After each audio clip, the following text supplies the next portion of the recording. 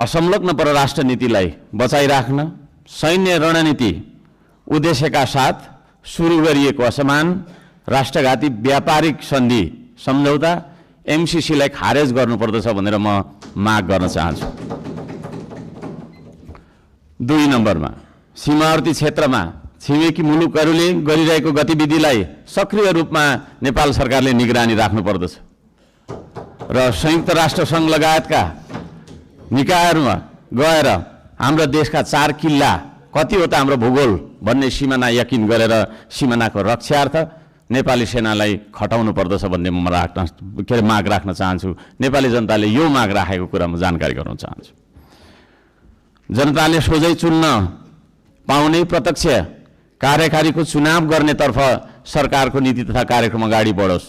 यदि सरकारले 2/3 नजिकको सरकारले त्यो कुरा अगाडि सार्छ भने त्यसमा हामी सबैले सहयोग गर्नुपर्दछ।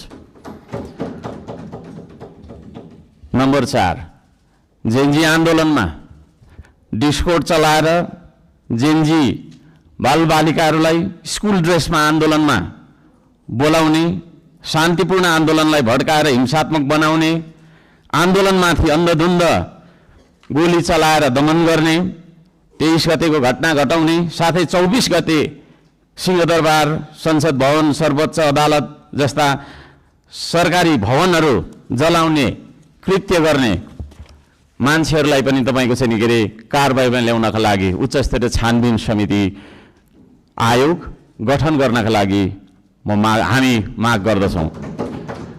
5 नम्बर सम्पत्ति छानबिन तथा शुद्धिकरण अभियान सुरु गर्नुपर्दछ। सबैभन्दा पहिला अहिले सरकारमा रहेका मन्त्री परिषदका सम्पूर्ण मन्त्रीहरू, सांसदहरू, हामी सबैजना सबैको तपाईको चाहिँ के अरे हाम्रो सम्पत्ति छानबिन हुनुपर्दछ। हामीबाट सुरु गर्नुपर्दछ त्यो चिज, किनभने हामी नियम कानुन बनाउने भने हामीबाटै त्यो कुरा लागू भएर जानुपर्दछ।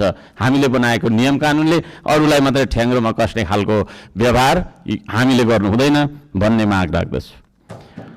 शिक्षालाई जीवनोपयोगी बनाउनु पर्दछ। उत्पादन, निर्माण र आविष्कारसँग जोड्नु पर्दछ शिक्षालाई। शिक्षा भन्ने बित्तिकै कथा पढ्ने विषयवस्तु होइन, त्यो भन्ने बित्तिकै उत्पादन, निर्माण र आविष्कारसँग जोडिनु पर्दछ भन्ने हाम्रो माग हो। त्यसतर्फ सरकारले ध्यान दियोस्। हप्तामा 3 दिन मात्रै थ्योरी पढ्दाखेरि हुन्छ, 4 दिन विद्यार्थीले उत्पादन, निर्माण र आविष्कारसँग जोडेर क्रियाकलापहरू गर्न सक्नुपर्दछ। त्यो खालको जीवनोपयोगी शिक्षा लागू गरिनुपर्दछ भन्ने हामी माग राख्दछौँ। 7 नम्बरमा खेतीबारीको समस्या हल नगरी देशको